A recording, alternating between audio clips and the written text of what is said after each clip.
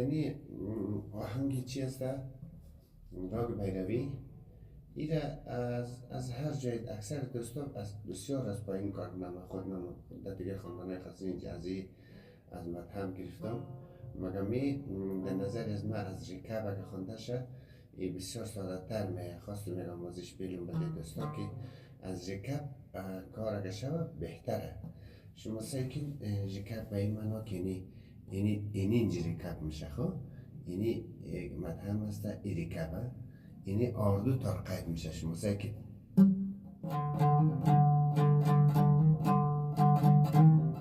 اینجی خود چسته اینجی گمش.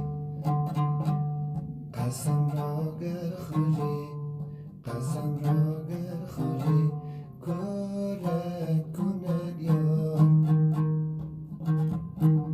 قسم به مار و رنجورت کند یار.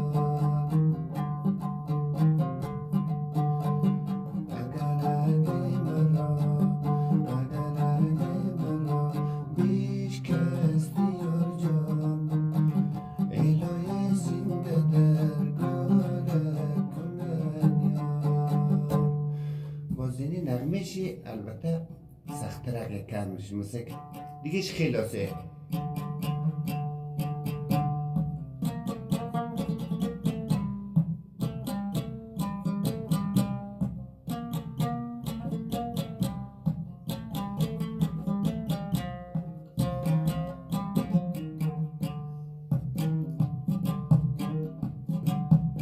واسه خدا هنگاری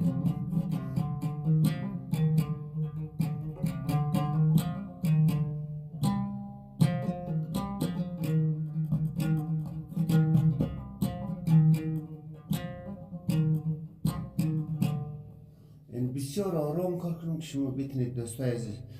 قسم را گر خوری قسم را گر خوری کارت کند یار. اینجا باقی مونی. قسم به مار و رنجورت کند یار.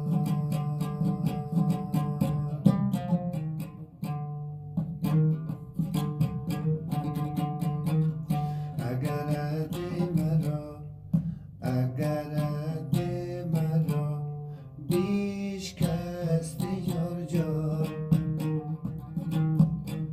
ایلای زنده در گارت کند یار. یعنی خواندن است عزیزای دل. اگر کسی که کلاس آنلاین خدمت شما کلاس هر کسی که گرفته شماره واتساپ ماسته 0093 77 088 27 37. ما در خدمتم هم روزه کلاس آنلاین 1 ساعت کارخانگی هر شب چک میشه. ما در خدمت شما عزیزای دل. شماره تلفن که گرفتید با تماس شوین در واتساپ. تشکر.